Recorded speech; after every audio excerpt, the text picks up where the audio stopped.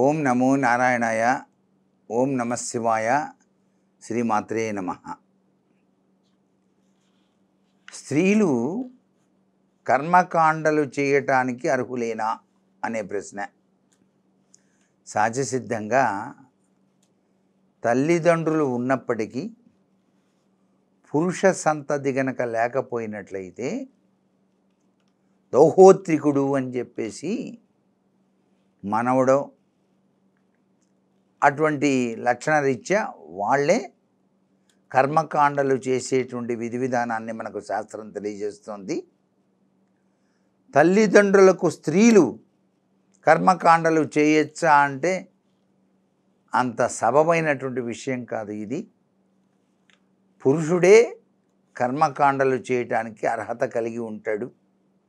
ఎందుచేతనంటే సాలగ్రామం ఇంట్లో ఉన్నప్పుడు ఆ సాలగ్రామాన్ని తాకే అర్హత స్త్రీలకు లేదు. విష్ణుదేవుని యొక్క శాపం అది. అలాగే కర్మకాండలు స్త్రీలు చేయకూడదు. కేవలం స్త్రీ దేనికి పనికొస్తుందంటే చనిపోయినప్పుడు తల దగ్గర దీపం పెట్టడానికి కోడలు కావాలి. అది కూడా పెద్ద కోడలే చెయ్యాలి. అది కూడా తడి బట్టలతో చేస్తుంది. ఇవన్నీ మన శాస్త్రంలో నిగూఢ రహస్యాలు. ఎందుకంటే ఈ శరీరం నుంచి ఇంకో శరీరం వచ్చింది కాబట్టి రేతస్సు ద్వారా. అందుకే వంశము నిల్పనే కదా వివాహంబు అన్నారు. వంశాన్ని ఉద్ధరింపజేసుకోవడానికి పుత్రుడు కలగాలి. పున్నామ నరకం నుంచి రక్షింపజేసుకోవడానికి పుత్రుడు కావాలి. పుత్రుడు లేనప్పుడు ఏమిటి అంటే ఆ పుత్రుడికి వివాహం అయినప్పుడు ఏది వాళ్ళ అమ్మాయికి వివాహం చేస్తే అల్లుడికి గనక మగ సంతానం కనుక ఉన్నట్లయితే ఆ మనవడు దౌహోత్రికుడు అవుతాడు. అతడు ఈ యొక్క విధి విధానాన్ని ఆచరించి వాళ్ళకి పున్నామ నరకం నుంచి రక్షణ కల్పిస్తాడు. అంటే స్వర్గలోక ప్రాప్తిని సిద్ధింపజేస్తాడు అని అర్థం. పురుష సంతానం లేనటువంటి వాళ్ళు చేసేటువంటి విధి విధానం.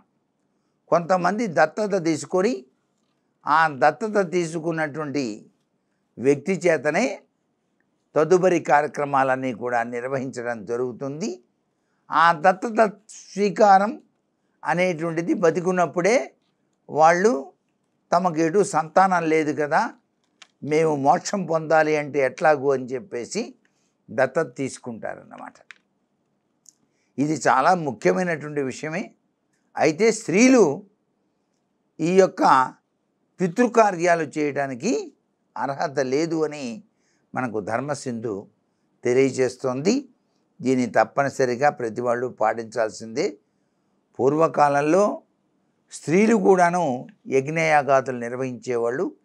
ఇప్పటికీ కూడా సిరిది మొదలైనటువంటి దివ్యక్షేత్రాల్లో అక్కడ యజ్ఞాలు చేసేటువంటి వాళ్ళు స్త్రీలు కూడా ఉన్నారు. అది యజ్ఞాల రీత్యా పెట్టినటువంటి విధి విధానం. కర్మకాండాల రీత్యా మాత్రం ఎక్కడ మనం స్త్రీలు చేయటం చూడలేదు. ఇక ఎవరు లేరు, అది అంతే కర్మ, నేను తప్పితే ఎవరు లేరు, మాకెవడు పలికేవాళ్ళు లేరు అన్నప్పుడు ఇక తప్పనిసరి అయిన పరిస్థితుల్లో ఆచరించేవాళ్ళు అక్కడక్కడ నూటికి కోటికి ఒకళ్ళో ఇద్దరు కనిపిస్తారు. ఎందుచేతనంటే ఈ విషయాలు ముందుగానే నిర్ణయం చేసుకుంటారు. సంతానం లేనివాడు ఏం చేస్తాడండి? తప్పనిసరిగా ఎవరెవరిని పెంచుకుంటాడు, లేకపోతే ఎవరన్నా చేరదీస్తాడు. నాయన నువ్వే చూసుకోవాలి చివరి దశలో అన్నప్పుడు అలాగేనండి అని చెప్పేసి మొత్తం ఆయనే చూసుకుంటాడు. చాలా గొప్ప విషయం ఇవన్నీ కూడా. మరి వీటిని చాలా జాగ్రత్తగా ఆచితూచి చేసినట్లయితే ఆ యొక్క ఆత్మ సుసంపన్నమైన స్థితిలోకి వెళ్ళడానికి ఆస్కారం ఉంటుంది, శాంతిస్తుంది అని చెప్పేసి మనకు శాస్త్రవచనం. ఏది ఏవైనప్పటికీ కూడా బుద్ధ భగవాడు చెప్పాడే, మానవ జీవితం కష్టభూయిష్టం, దుఃఖమయం, అన్ని జీవితాలకి మూలం కోరికే. కోరిక కనుక నశింపజేసుకున్నట్టయితే ఎడతెగని సుఖం లభిస్తుంది అన్నాడే. అది అందరికీ సాధ్యమవుతుందా అంటే సాధ్యం కాదు. సన్యాసులు ఉన్నారు, సన్యాసులకు మోక్షం ఎట్లా వస్తుందంటే వాళ్ళకి ఎవరు ఇది చేయక్కర్లా. వాళ్ళు చనిపోయిన వెంటనే నదిలో మధ్యలోకి తీసుకెళ్ళి నెత్తిన కొబ్బరికాయ కొట్టి దాన్ని వదిలేస్తారు అట్లా. ఇక వాళ్ళకి ఎటువంటి ఇది ఉండదన్నమాట. అది ఒక విధమైన విధి విధానం. ఏది ఏమైనప్పటికీ కూడా భారతీయ సనాతన సంస్కృతి సంప్రదాయంలో మనకి పుట్టిన దగ్గర నుంచి గిట్టేంత వరకు కూడా అనేక సాంప్రదాయ లక్షణాలు మన జీవితానికి రాచబాటను ఏర్పాటు చేస్తున్నాయి. కాబట్టి ఆంధ్రజ్యోతి ద్వారా సాంప్రదాయం అనే పేరుతో ఇవన్నీ కూడాను అందరికీ తెలియాలనేటువంటి సంకల్ప సిద్ధితో తెలియజేస్తున్నాం.